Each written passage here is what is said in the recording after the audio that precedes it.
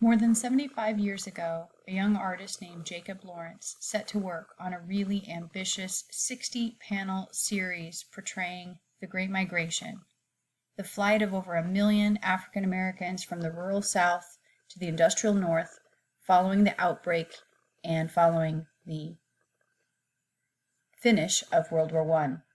By Lawrence's own admission, this was a broad and complex subject to tackle and paint, one never before attempted in the visual arts.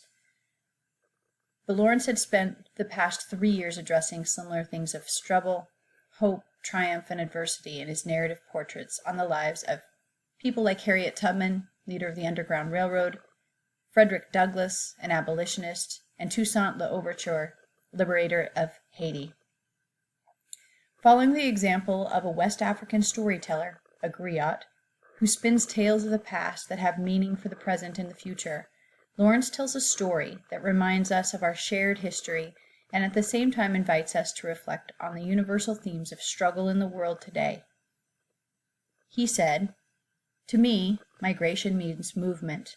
There was conflict and struggle, but out of the struggle came a kind of power and even a beauty.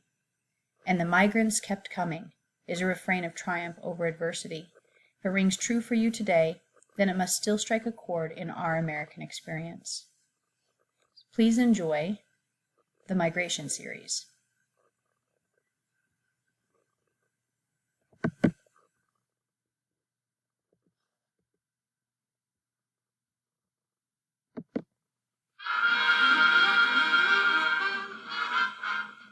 I truly believe the Migration series is a masterpiece.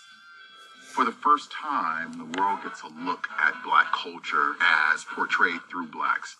Lawrence was ahead of his time. He sees the history of ordinary people as a narrative, which was a very different way of seeing the Great Migration. When you remember how young he is, it's just startling how daring it was, how courageous it was. Lawrence creates a truly innovative format. Multiple panels, 60 in a row, each accompanied by a caption. So it's image plus text together.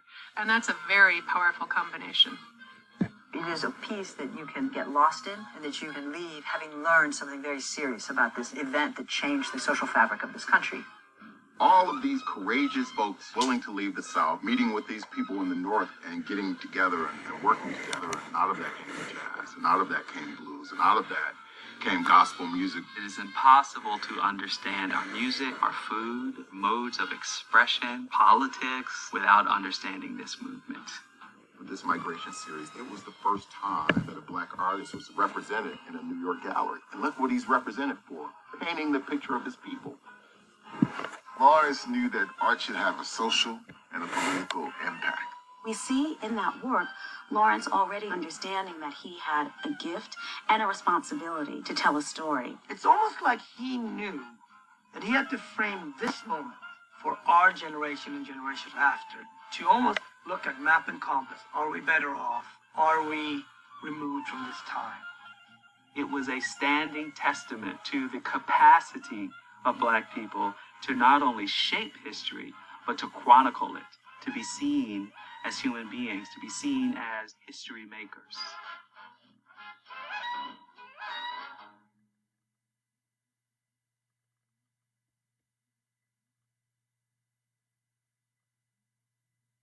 This is just a little bit of Jacob Lawrence talking about his own experience, so you get to know him just a little bit.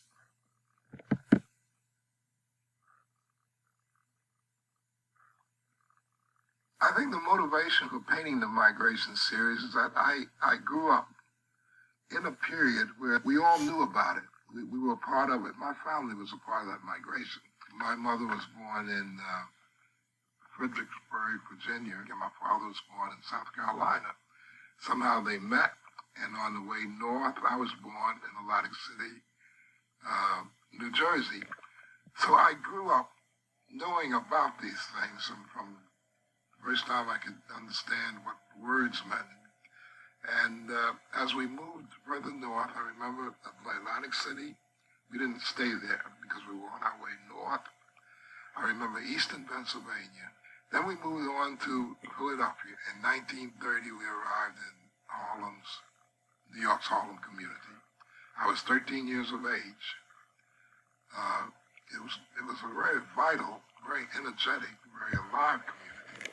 I used to hear, especially in Philadelphia, my parents would talk about another family arriving. And people who had been there a year or so before would give them clothes, take clothes to them, take coals to them, for the furnace and things of that sort.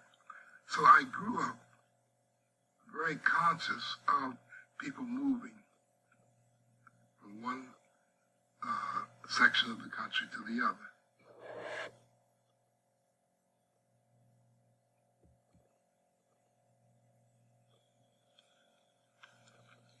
During World War I, there was a great migration, north by south.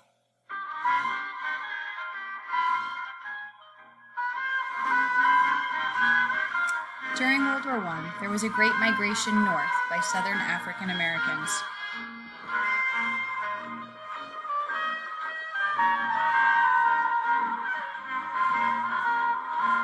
The war had caused a labor shortage in northern industry.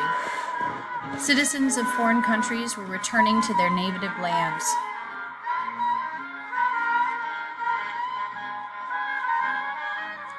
From every southern town, migrants left by the hundreds to travel north.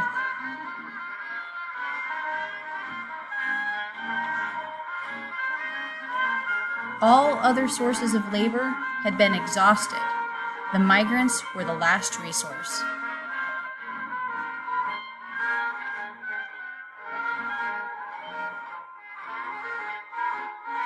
Migrants were advanced passage on the railroads, paid for by Northern industry. Northern industry was to be repaid by the migrants out of their future wages.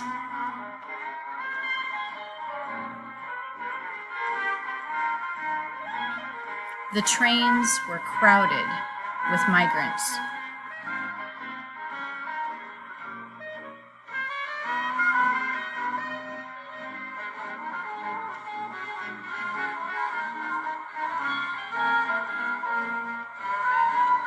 The migrant, whose life had been rural and nurtured by the earth, was now moving to an urban life dependent on industrial machinery.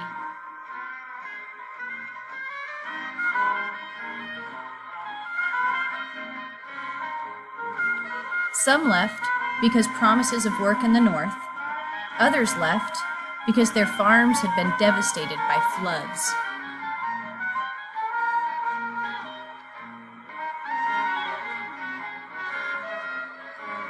They left because of the boll weevil, which had damaged and ravaged the cotton crops.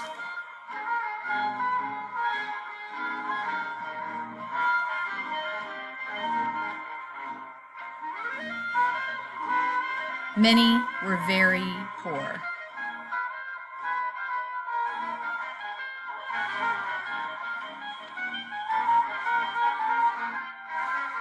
Food had doubled in price because of the war.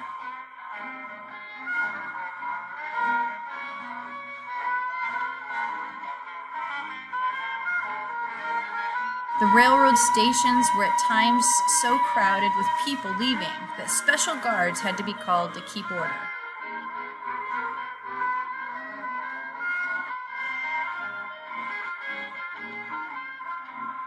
Their crops were left to dry and rot. There was nothing left, no one left to tend them.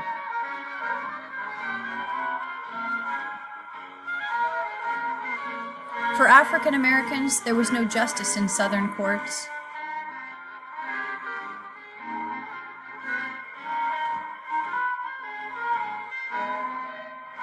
There were lynchings.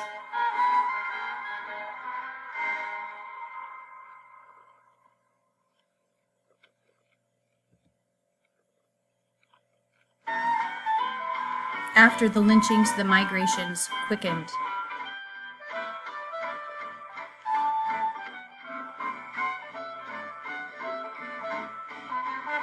Tenant farmers received harsh treatments at the hands of planters.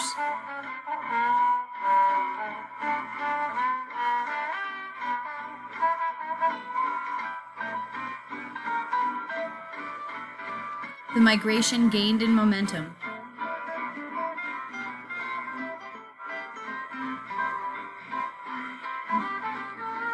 There had always been discrimination.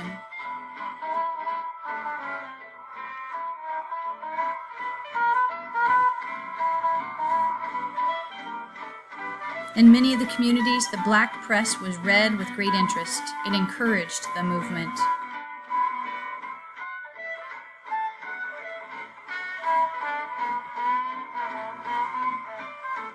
Families arrived at the station very early.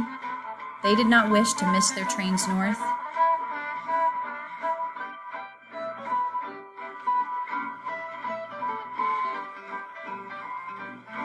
Migrants left. Some did not feel safe. It was not wise to be found on the streets late at night. They were arrested on the slightest provocation.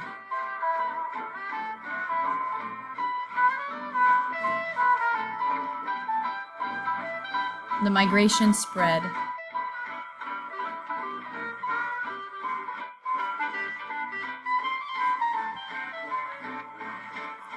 Their children were forced to work in the fields. They could not go to school.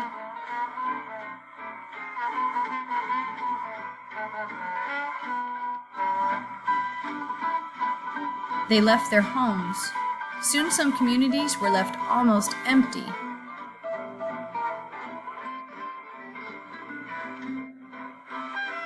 And people all over the South continue to discuss this great movement.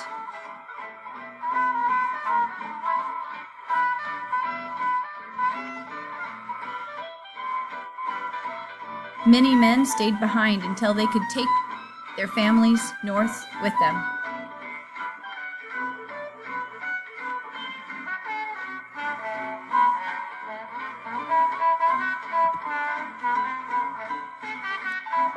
Labor agents sent south by Northern industry was a familiar presence in black communities.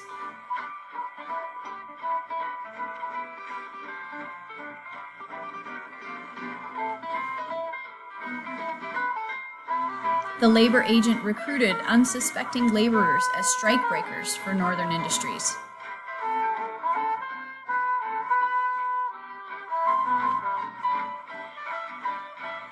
In every Southern home, people met to decide whether or not to go north.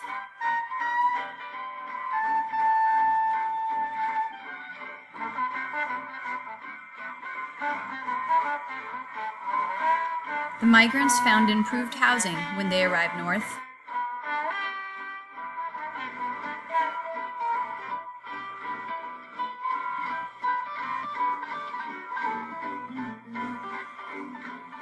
The railroad stations in the South were crowded with northbound travelers.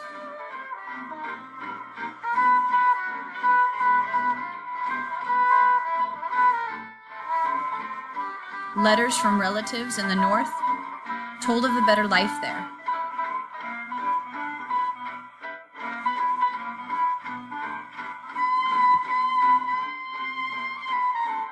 The black press urged people to leave the South.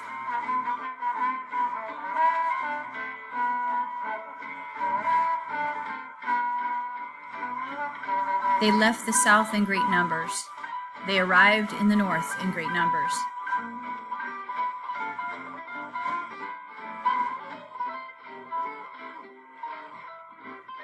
Migrants arrived in Chicago, the gateway to the West.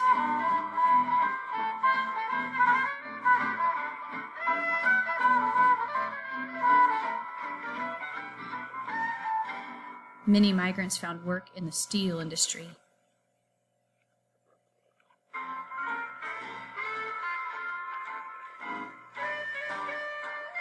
They also worked on the railroad.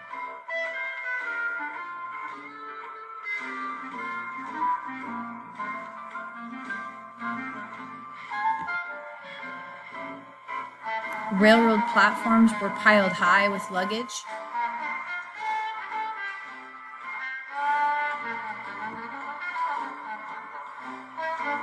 The migrants arrived in great numbers.